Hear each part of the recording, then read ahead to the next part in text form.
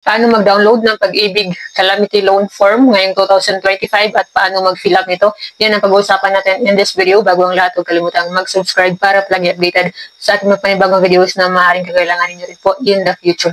I-search nyo muna sa inyong browser. Open kayo ng Google or kahit na anong pwede din nyo sa Google Chrome. I-type nyo lang ang Pag-ibig Calamity Loan Form. Tapos, makikita ninyo, hanapin ninyo itong website ng Pag-ibig na itong title, Apply for a Short-Term Loan. Click nyo po yan.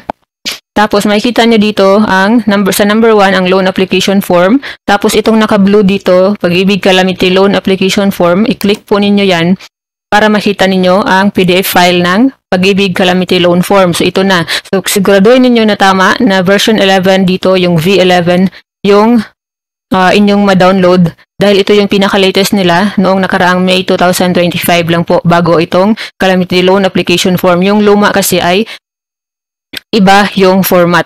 So, para i-download ito, i-click nyo itong maliit dito na arrow down. Click nyo yan para mag-download. Tapos, kapag na-download na, hanapin ninyo sa inyong files.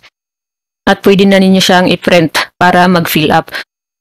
Tapos, so by the way, yung mga mayroon ng online account, hindi na kailangan mag-print ng form na ganito. Pero kailangan ang inyong employer, ang inyong boss, ay mayroon din silang Pag-ibig online account. So, pwede nang diretso na doon sa online account mag-apply, hindi na kailangan ng form, bali doon na mag-fill up. So, paano ang tamang pag-fill up nito para doon sa mga gagamit ng physical na form? Lalo na din po, para na rin po doon sa mga walang online account at para sa mga voluntary at self-employed. Basahin muna natin yung pinaka-instruction sa pag-fill up nito. So, kailangan capital letters lahat ng gamitin ninyo. Yung pagsulat ninyo capital letters lahat. So, nandito ang instructions 1, 2, 3 sa itaas. Basahin po ninyo yan. Ang pagka-print nito ay back-to-back. So, one copy only pero kailangan back-to-back sa papel, sa isang papel, yung pagka-print. Lahat ay kailangang fill upan. Kung hindi applicable, lagyan mo ng NA. Nandito, N/A. Yan ang ilagay mo kung hindi applicable sa'yo. So, unahin na natin. Last name, yan po ang inyong apelyido. Take note, capital letters lahat. First name, ang iyong unang pangalan. Name, extension. So, kung mayroon ka, kung ikaw ay lalaki, mayroon kang junior. So, dito isulat yan. Or the third, the second, or senior, mga ganun. Middle name, dito, apelyido ng iyong mama, kailangan ay kompleto, yung buo, hindi yung middle initial lang. Halimbawa, Garcia, so dapat dapat Garcia talaga ang isulat at hindi G. Dito naman, maiden middle name para ito sa mga kasal na babae. Ang kasal na babae, ibig sabihin, maiden middle name, yung apelyido mo pagkadalaga. Kung wala kang middle name, i-check itong maliit na box dito, no middle name. Kung wala kang, mayroon kasi mga tao na walang middle name, di ba? Dito, complete mother's maiden name. So, kumplitong pangalan ng iyong mama pagkadalaga, isulat dito. Nationality, para sa'yo na to dito. So, ang nationality, Filipino, kung ikaw ay Filipino. Tapos dito sa sex, yung kasarian, i-check ang male, kung lalaki, i-check ang female, kung babae. Sa marital status, kung ikaw ay single, i-check ito, or unmarried. So, yung mga nagli-live-in partner lang, yung mga nagli-live-in, single pa rin po kayo. Married lang ang inyong pipiliin kung kayo ay kasal mismo, either sa simbahan, or sa huwes, or sa pastor. Basta kasal, mayroong marriage certificate, married yan. Widower para sa mga byudo or byuda, legally separated or annulled, yung mga nagkahiwalay pero mayroong legal documents. Sa permanent home address, kailangan ito ay tugma sa iyong home address na nasa iyong loyalty card. Tapos, or yung record mo sa Pag-ibig. So, unahin dito, kung mayroon kang mga room number, kung mayroong building name, so sundin itong format na nasa itaas, yan ang isulat mo dyan sa ibaba. Halimbawa dito yung barangay, kung wala kang mga subdivision, kung wala kang street name, diretso ka na mag-fill up dito sa barangay, sa municipality, tapos yung province, tapos yung zip code. Sa zip code naman, kung hindi mo alam ang zip code sa inyong lugar, punta ka ulit sa Google, i-search mo lang, halimbawa General Trias. Ayan, halimbawa, General Trias Cavite zip code, i-type mo yan. Lalabas ka agad dyan, 4107. So, napakabilis lang yan sa Google. Tapos, dito na tayo sa present home address. So, kung parehas lang sa permanent home address, isulat pa din Tapos kung iba, isulat din. Halimbawa, nagbo-boarding house ka ngayon, so isulat mo yan, ang address mo yan, yung present home address mo. Dito naman sa employer or business name, so isulat ang pangalan ng kumpanya na pinagtatrabahoan mo ngayon or yung pangalan ng boss mo, depende kung ano. Meron kasi na yung boss mismo ang employer, di ba?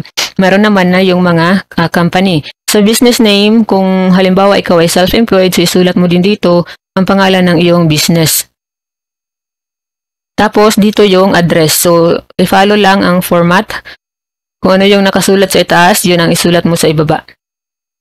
Employee ID number. So dito yung para sa mga empleyado, yung ID number ninyo sa inyong ID, company ID. Nasa company ID ito makikita. Yung date of employment, kung kailan ka nag-umpisang magtrabaho sa iyong kasalukuyang company. Tapos dito muna tayo sa bandang gilid. So dito, pag-ibig MID number, dapat alam mo ang yung pag-ibig MID number, sulat mo dyan. Huwag na lang ito dito, huwag itong lagyan dito sa application number. Sa date of birth, yung pitsa ng iyong kapanganakan. So, wala namang format na nakalagay kahit na ano, pwedeng isulat ninyo ang words, halimbawa January 20, 1994, ganun. Pwede din na number, so. Tapos dito sa place of birth, kung saan ka ipinanganak. Sa citizenship, Filipino, kung Filipino ka lang. Sa email address, yung email address mo dapat ay active. Ibig sabihin, dapat nakapag-login ka dahil dyan sila magsisend ang tagapag-ibig ng status sa iyong application, kung na-approve ba ang iyong loan or kung mayroong problema. Sa cellphone number naman dito, kailangan tugma ang cellphone number mo sa iyong record sa pag-ibig dahil kung hindi tugma, may malaki yung possibility na i-reject nila ang iyong calamity loan application. Sa home telephone number kung mayroon, kung wala, lagyan ng NA. Dito naman ang iyong applicant's taxpayer, ito yung sa TIN card mo. Yung sa BIR mo na ID, nandyan sa iyong TIN card or sa TIN ID mo ang iyong number dito. Sa SSS din or sa GSIS. Yung SSS number nasa E1. Iba yung number na nasa UMID. Dahil yun ay card number. Pero kung wala kayong ganito, so lagyan na lang yan ng NA. Kung wala pa kayong SS, kung wala pa kayong TIN. Sa business telephone number, kung hindi ninyo alam, lagyan din ng NA. Sa nature of work, halimbawa kung ikaw ay nasa manufacturing company, so lagyan ng manufacturing. Kung ikaw ay nasa, for example, ikaw ay nasa, anong tawag dyan? So, ibig sabihin kasi ng nature of work ay kung anong uri ng trabaho, mayroon ka. So, kung halimbawa ikaw ay voluntary member, nagbo-voluntary ka sa pag-ibig, tapos yung nature of work mo ay magsasaka, so lagyan ng farming, ganun. Sa name of typhoon or calamity, yung pangalan ng bagyo or kalamidad na kung saan ang inyong lugar ay nag-declare ng state of calamity. Sa ngayon, yung mga bagyo ay yung Emong, yung Dante at yung Krising ngayong August 2025. Pero depende sa inyong lugar kung aling bagyo sila nag-declare ng state of calamity. Yun yung isulat po ninyo dito. Yung source of fund, kung empleados, isulat dito ay salary. Ibig sabihin, yung pinagkukunan mo ng iyong income ay ang iyong sweldo or sahod, so salary. Sa loan term, i-check kung gaano katagal mo gustong bayaran ang iyong loan. So kung gusto mo 1 year lang, i-check itong maliit na box katabi ng 1 year. Kung 2 years, kung 3 years, so piliin mo lang dyan. Yung desired loan amount, kung magkano yung gusto mong i-loan. So i-check mo itong maximum loan amount. Bali yung pag-ibig na ang bahala kung magkano kung i-allow ba nila sa'yo yung pinaka-maximum na kaya nilang ipahiram sa'yo. Pero kung gusto mo na maliit lang yung i-loan mo, so i-check mo lang itong others, tapos kailangan i-specify mo dito sa blank dito or isulat mo kung magkano lang yung gusto mong hiramin. Dahil baka masyadong malaki yung maximum loan at mahihirapan ka magbayad. So kung halimbawa gusto mo lang ng 10,000, so i-check mo lang itong others tapos 10,000 or 5,000 kung ano yung gusto mo. Pero kung gusto mo, again, kung gusto mo na yung pinakamalaking loan ang makuha mo, so i-check mo ang maximum.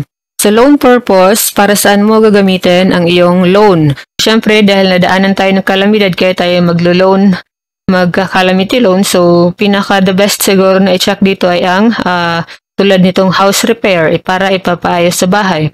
Pwede din kung meron kayong sarili ninyo na wala dito sa choices, so i-check ninyo itong others, tapos isulat ninyo dito kung para saan. Tapos dito na tayo sa previous employment details from date of Pag-ibig membership. So kung hindi ito kasya, dito yung mga nagdaan ninyo na pinagtatrabahuan, kung kailan nag-umpisa kayo sa paghulog sa Pag-ibig, gumamit kayo ng another page ng form na to, or mag-print kayo ulit ng another form na ganito. Tapos dito lang yung fill-upan ninyo. Kung hindi kasya itong mga linya dito, kasi 3 lang. So kung hindi ninyo maalala yung mga dito, kasi mayroong from to, kung kailan kayo nag-umpisa sa company na yan, tapos kung kailan kayo nag-resign or nag-stop sa kumpanya na yan. So kung hindi ninyo maalala, pwede ninyong i-check ang inyong SSS history sa online at makikita ninyo doon ang inyong mga pinagtatrabahuan. Dito, ang pangalan ng boss or pangalan ng kumpanya mismo, dito ang address ng pinagtatrabahuan. Tapos dito naman, so kung self-employed or kung voluntary, kung wala tayong employer, wala tayong business, lagyan dito ng NA. Pero, sa mga nagdaan nga po pala ito. So, kung voluntary ka na ngayon, tapos may mga previous ka na work, kailangan mo pa rin isulat dito. Tapos dito na, permahan dito, signature of applicant. So, perma lang ha, hindi kailangan sulatan ng pangalan, perma diretso. Dito naman, payroll account or disbursement card. So, makikita ninyo yan. Name of bank or branch. So, makikita ninyo yan sa inyong loyalty card plus kung ano yung bank ninyo. Tapos, dyan ihuhulog ng Pag-ibig ang iyong loan. Tapos dito, pangalan muna, all in capital letters. Tandaan na ang pag-fill up nito lahat ay capital letters, lahat ng form. So, pangalan, tapos permahan sa ibabaw. Or perma sa itaas ng pangalan. Tapos dito naman, pangalan din at saka perma. Tapos dito, isulat ang Pag-ibig Employer ID number. So, kung hindi alam ang Pag-ibig Employer ID number, nasa HR po kayo pwedeng magtanong yan sa HR ng inyong kumpanya. Tapos dito na, so itong mga blank-blank dito, huwag nang fill upan yan. Diretso na dito, perma ng witness, dalawang witness, kahit na sino, kamag-anak, mga membro ng pamilya, tapos pangalan nila, tapos perma sa itaas. Same din dito, pangalan nila, tapos perma sa itaas. Dito naman, yung pangalan mo ulit, tapos perma mo ulit. Dito, paano mo nalaman ang Pag-ibig Calamity Loan? So, saan mo nalaman? Sa Pag-ibig Fund website ba? I-check ito. Sa social media ba? Halimbawa, sa Facebook, nakita mo. So, i-check ang maliit na box kung alin dito yung para sa'yo.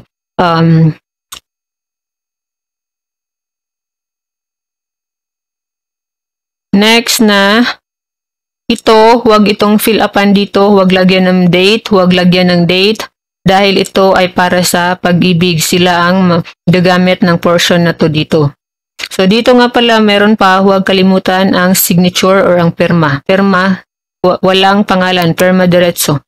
So dito na tayo sa Certificate of Net Pay. Itong Certificate of Net Pay, para ito sa mga employed or yung may mga trabaho.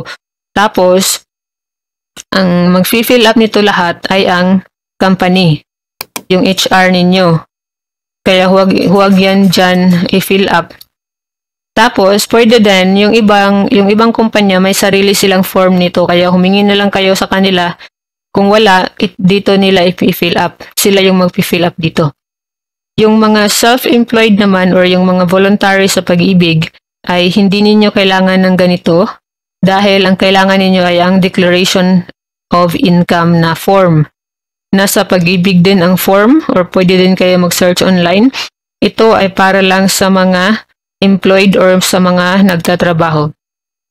So, ganyan lang yung pag-fill up ng Pag-ibig Calamity Loan Application Form. Again, inuulit ko, Kung ikaw ay mayroong online account, hindi mo na kailangan ng ganito. Pero kung gusto mo na magpunta mismo ng branch, dapat ay mag-fill up ka nito, magdala ka nito na naka-fill up na. So, at siguraduhin na ang na-download ay ang version 11 na pinaka-latest na application, calamity loan application form ng Pag-ibig. Thank you for watching. Huwag kalimutang mag-subscribe.